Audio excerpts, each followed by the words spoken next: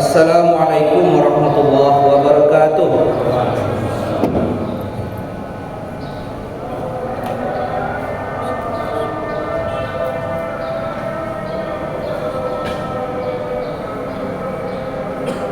Allahu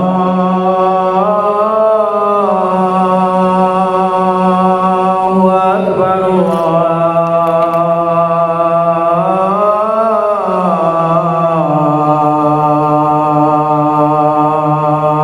Akbar, Allahu Akbar,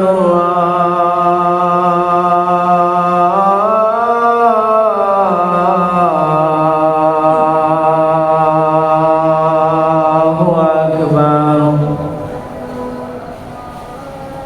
Asyhadu an la ilaha illallah.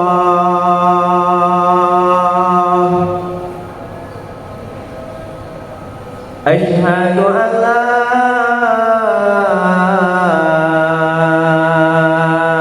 ilaha illallah.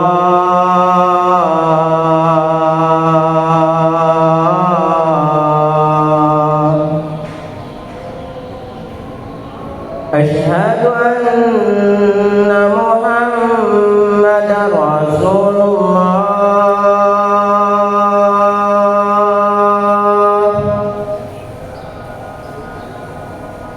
Asyhadu anna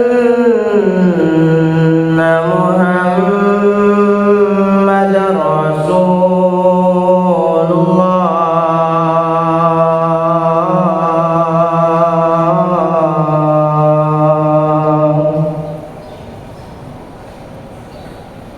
Hayya 'alas salah.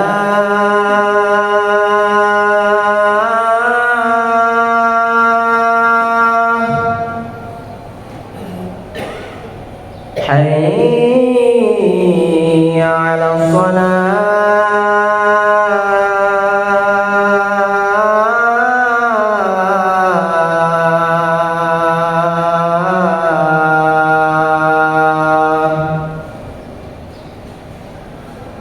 Hayya 'alal falah.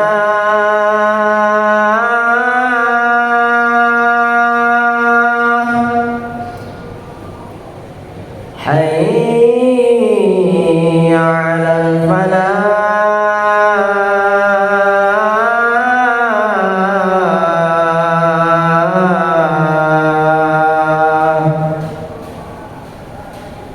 Allahu Akbar,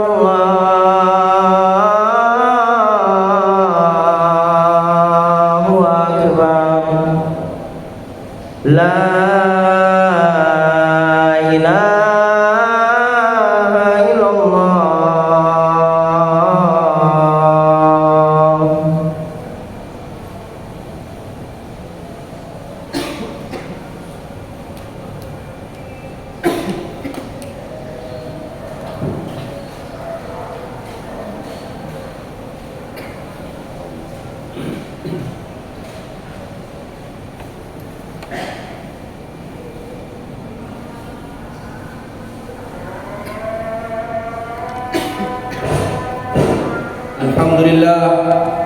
Alhamdulillahilladzi hadana li hada wa ma kunna linahtadiya laula an hadana Allah. Asyhadu an la ilaha illallah wahdahu la syarika lahu wa asyhadu anna Muhammadan abduhu wa rasuluhu la nabiyya ba'dahu. Allahumma salli wa sallim wa barik ala nabiyyina Muhammadin wa ala alihi wa sahbihi wa man walahu, amma ba'du. Fa ya ibadallah, usikum wa nafsi bitaqwallah. Faqad fazal muttaqun. Wa qala ta'ala fi kitabihil karim. A'udzu billahi minasyaitonir rajim. Bismillahirrahmanirrahim. Ya ayyuhalladzina amanu taqullaha haqqa tuqatih wa la tamutunna illa wa antum muslimun.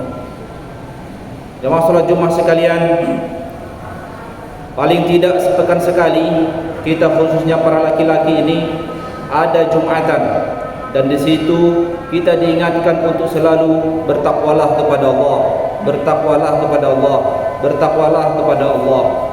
Takwa itu artinya kita sadar dengan sepenuh hati bahwa ada ancaman Allah kepada hambanya yang tidak patuh, dan ancaman itu berupa hukuman, dan hukuman itu tidak tanggung-tanggung, sangat mengerikan. Karena membayangkan betapa mengerikannya hukuman itu, kita menjadi lebih ringan menjalankan kepatuhan ini. Karena kita tidak kuat membayangkan derita itu, maka kita tidak berani untuk menerobos larangan Allah itu. Inilah ketakwaan yang paling tidak kita harus selalu diingatkan. Bertakwalah, bertakwalah sebenar-benar takwa, dan pertahankan ketakwaan itu sampai mati. Wala tamutunna illa wa antum muslimun. Kalau kalian menutup usia nanti, kalian meninggal dalam keadaan orang yang bertakwa. Itulah makna ayat yang selalu diulang-ulang dalam khutbah itu. Ya ayyuhalladzina amanu taqullaha haqqa tuqatih wa la tamutunna illa wa antum muslimun. Ya, bertakwa kepada Allah itu berarti kita tahu apa yang Allah mau. Allah perintahkan apa, Allah melarang apa. Tak ada alasan bagi kita para hamba Allah nanti di pengadilan Tuhan berkata, "Oh Tuhan, aku tak tahu." Salah satu alasan yang tidak diterima yaitu alasan dia mengatakan, "Oh Tuhan, aku tak tahu." Karena Allah telah mengirim para utusannya, rusulan mubasyirin wa munzirin li'alla yakuna lin-nasi 'ala Allahi hujjatun ba'da rusul wa kana Allahu 'azizan hakima. Ayat itu dikutip dari surat An-Nisa ayat 165, bahwa Allah telah mengirim utusannya. Banyak peran para utusan ini untuk mengingatkan manusia, memberitahu mereka, kalau kalian jadi orang baik, patuh kepada Allah, maka kalian akan mendapatkan surga. Tapi kalau kalian bandel, melawan, diingatkan tidak mau, maka kalian diancam dengan api neraka. Itu disampaikan oleh para utusan Tuhan. Dan ayat itu memberitakan tak ada lagi hujjah bagi manusia untuk mengatakan aku tidak tahu. Oleh karena itu dalam syariat Islam, Rasulullah bersabda, "Talabul ilmi faridatun ala kulli muslimin." Menuntut ilmu itu wajib bagi setiap muslim. Iya, karena apa? Tak ada alasan untuk menerima nanti, "Oh Tuhan, aku tak tahu." Lain kalau cerita di pengadilan di dunia, bisa saja hakim memaknai, "Oh, terdakwa ini tak tahu." Tapi semua apa yang diamanahkan oleh Allah kepada para utusan Tuhan sudah disampaikan semua. Inilah sifat wajib bagi para rasul, siddiq, amanah. Amanah artinya tak ada pesan Tuhan yang tak disampaikan. Semua pesan Tuhan disampaikan. Yang mana yang halal, mana yang haram sudah disampaikan. Jadi kita enggak menunggu dikasih wahyu dari Tuhan, tidak, tapi dikasih kewajiban tuntut ilmu. Talabul ilmi faridatun ala kulli muslimin wa muslimah. Tentu derajat ilmu ini macam-macam. Ada derajat ilmu yang benar-benar tak bisa kita mengelak untuk tidak mengetahuinya, terkait masalah apa saja perintah Allah kepada kita, yaitu terkait kewajiban-kewajiban ibadah dan kewajiban-kewajiban muamalah. Kalau kewajiban ibadah, itulah salat, itulah bulan Ramadan, itulah haji, itulah zakat. Jadi tidak boleh orang itu tidak tahu. Dia harus tahu. Orang tahu saja kadang bisa salah tahu. Dia sudah berusaha tahu, tapi ternyata salah pula pengetahuannya. Ada juga kayak gitu. Jadi betapa pentingnya kita mencari tahu itu. Kita semua sebagai umat Nabi Muhammad ini banyak kewajibannya, banyak juga larangannya. Sehingga kalau kita dalam hal urusan ibadah, tak ada alasan mengatakan aku tak tahu kalau itu wajib. Aku kalau dalam urusan muamalah misalnya, aku tak tahu kalau itu haram. Terkait masalah perolehan harta benda pun kita enggak ada alasan untuk tidak mengatakan itu haram, aku enggak tahu. Karena ayat-ayat Al-Qur'an sudah jelas memberitakan itu. Ya ayyuhalladzina amanu la taqulu amwalakum bainakum bil batil. Hai orang yang beriman, jangan makan harta sesama kalian dengan cara batil, di luar aturan, melanggar aturan. bil batil. Aturan pertama tentu aturan Tuhan. Jangan makan sesama kalian harta kalian. Perpindahan harta sesama kalian enggak boleh tidak sesuai aturan. Harus sesuai aturan. Yang lapis pertama peraturan yang harus kita tepati tentu aturan Allah lah. Ada aturan-aturan yang Allah berikan supaya perpindahan harta antar hambanya itu diakui dan diterima. Ada akad jual beli, ada akad sewa menyewa dan upah, ada hibah, ada hadiah, ada sedekah. Tetapi ada hal-hal yang tidak dibenarkan oleh Allah. Mengambil dan menguasai harta orang dengan cara wa tudlu biha ila hukami li ta'kulu fariqan min amwalin nasi bil itsmi. Apalagi kalian mengambil bawa harta kalian kepada pemilik keputusan supaya kalian ada kesempatan mengambil harta orang dengan cara dosa, melanggar peraturan, al-itsmi, melanggar peraturan. Inilah yang disebut dengan ayat sobok, anti korupsi, anti penyobokan, anti gratifikasi, mempengaruhi pemilik keputusan untuk mengambil keputusan yang tidak semestinya, atau dia seharusnya orang lain berhak, akhirnya dia yang mendapatkan itu dengan kekuatan uangnya, atas dasar dia bawa uang itu kepada pemilik keputusan. Perpindahan harta yang macam itu, perpindahan harta yang tidak sesuai aturan. Meskipun judulnya katanya ini uang terima kasih, tak ada pembenaran uang terima kasih itu atau uang bensin atau uang transportasi karena dia pemilik keputusan. Inilah yang harus diingatkan selalu kepada kita. Dan yang kalau bicara kesalehan, kalau urusan kesalehan ibadah, banyak orang mampu. Solat 5 waktu berjamaah, solat sunat jago, puasa sunat jago. Tapi ketika disodorin dia godaan uang itu, baru lemes dia, baru lemah mental dia, baru dicarinya pemikiran-pemikiran di kepalanya untuk membenarkan tindakannya. Dicarinya kata-kata yang kira-kira tidak menjerat dia, tapi itu pikirannya, buktinya dia menerima itu sembunyi-sembunyi. Malu dia ketahuan. Dan kata Rasulullah SAW, fa illam tastahi fasna ma syi'ta. Kalau kau memang tak malu silakan lakukan, tapi kalau kau malu berarti kau tahu itu salah. Tanya pun hatimu jawab itu tidak baik. Artinya kau sembunyi, dan di balik persembunyian itu sering sekali tindak-tindakan kejahatan terjadi. Sama juga dalam hal urusan mengelola aset publik, aset negara, dikelola oleh pembeli anggaran. Dan inilah godaan yang paling besar bagi kebanyakan manusia, uang. Kalau urusan kewajiban sholat, manggil puasa, sedekah, oke. Apalagi kadang dia berpikir, aku mau berbuat baik kepada orang tuaku, aku mau mengumrohkan ayah dan makku, aku ingin menyenangkan anak-anakku, aku menyenangkan pasanganku. Betul, bagus tujuan dia itu, tapi masalahnya dia menyenangkannya dengan uang yang tidak benar, uang syubhat dipakainya. Nah inilah, nggak ada pembenarannya juga. Walaupun disumbangkannya ke masjid, nggak benar juga uang itu. Dari mana pula pembenarannya? Dan ini pula ada pula sebagian orang berpikir, uang kotor itu dikeluarkannya zakat 25%, lalu dikiranya selamat dia dari ancaman uang haram itu. Dari mana ceritanya itu? Nah ini, kita ini sudah jelas Allah bikin aturannya. Ada akad. Kalau para pekerja, pegawai negara, kebetulan saya bicara di hadapan para pegawai negara ini, ASN misalnya, sudah jelas gajinya, anggarannya sudah jelas. Uang itu uang siapa? Uang rakyat banyak, uang hak orang banyak. Benar nggak kita mendapat gaji itu sesuai aturan? Sesuai aturan, diberikan SK-nya, betul, ada peraturannya, halal, silakan. Tapi pada saat ada orang datang karena bapak seorang kepala bagian penentu keputusan, menuntut anggaran, belanjanya sekian, anggarannya sebenarnya sesungguhnya anggaran cuma 1 miliar, bapak kasih 2 miliar supaya nanti orang itu datang ke bapak ngasih duit 500 juta sebagai uang terima kasih. Model inilah yang disebut dalam ayat Al-Quran itu, wa tudlu biha ila hukami li ta'kulu fariqan min amwalin nasi bil itsmi.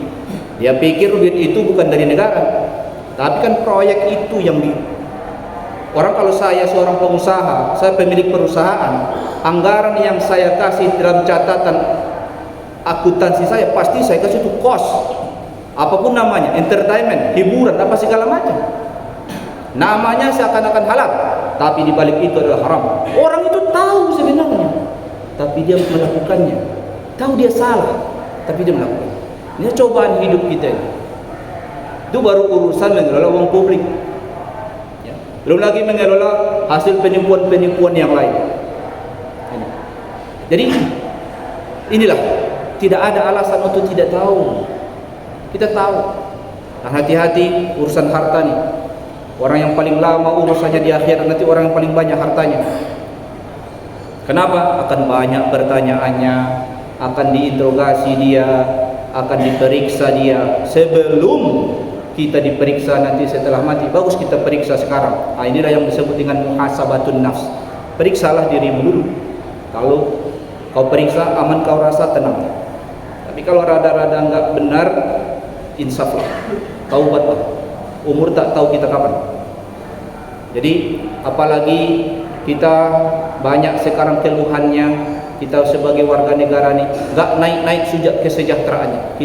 Kita simak pembicaraan tokoh-tokoh di ruang-ruang podcast, di pembicaraan apalah masalah negara ini, katanya korupsi. Itu PR kita yang paling besar, korupsi katanya. Lagi-lagi itu udah 10 tahun pula sekarang nih, udah 2 periode pula presiden. Masih itu juga PR-nya. Sejak reformasi sudah lebih pula 20 tahun.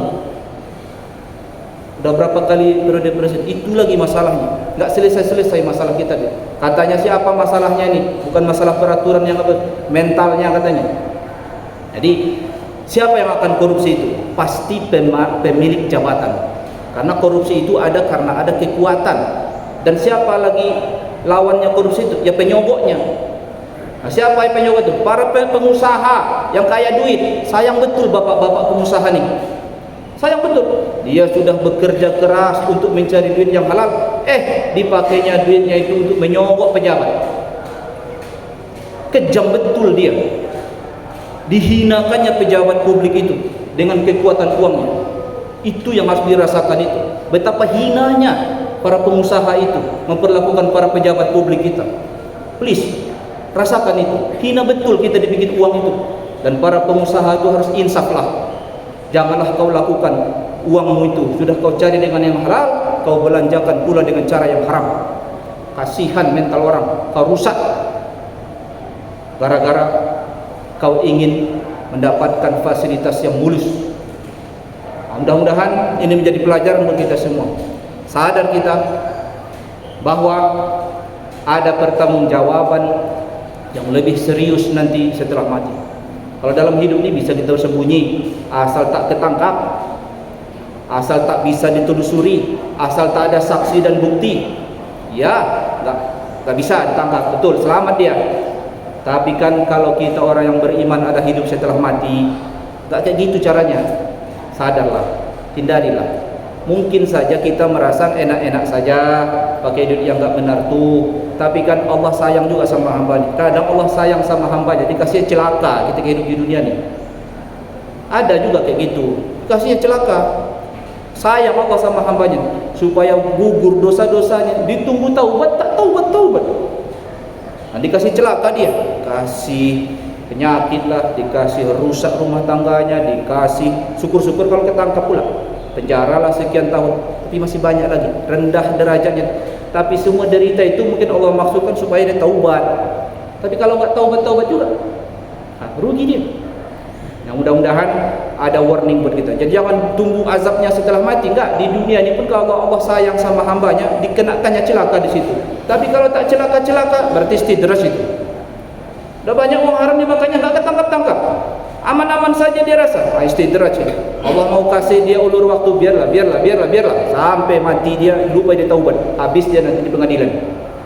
Mudah-mudahan peringatan semacam ini mengingatkan kita supaya kita lebih baik hidup, aman kita, panjang pikiran kita pikirkan apa yang terjadi kepada diri kita setelah mati. Barakallahu li wa lakum fi min ayati wa zikril hakim. Taqabbalallahu minkum wa astaghfiruhu innahu wal ghafurur rahim.